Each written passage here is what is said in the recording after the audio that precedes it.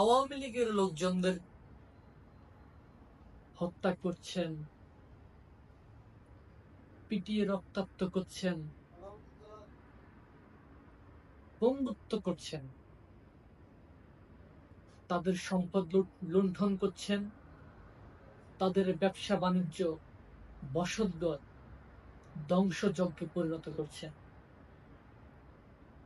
আর এই বলে চালিয়ে দিচ্ছেন তারা স্বৈরাচারের দোষর।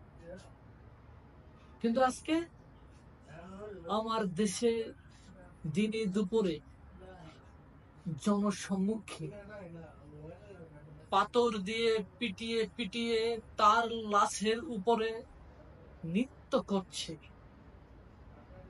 মসজিদে ঢুকে মসজিদের ইমামকে হত্যার জন্য ধারালো অস্ত্র দিয়ে আঘাত করা হচ্ছে, আমার মা বোনদের ধর্ষণ করা হচ্ছে, চিন্তাই করা হচ্ছে, ডাকাতি করা হচ্ছে। এটা কোন বাংলাদেশ রে ভাই? এখনো কি বলবেন এরা স্বৈরাচারের দোষর?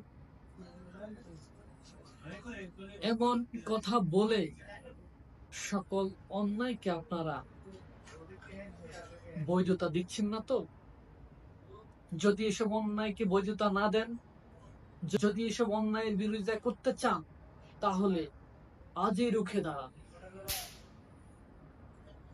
এই ইউনূসের হাত থেকে বাংলাদেশকে রক্ষা করুন।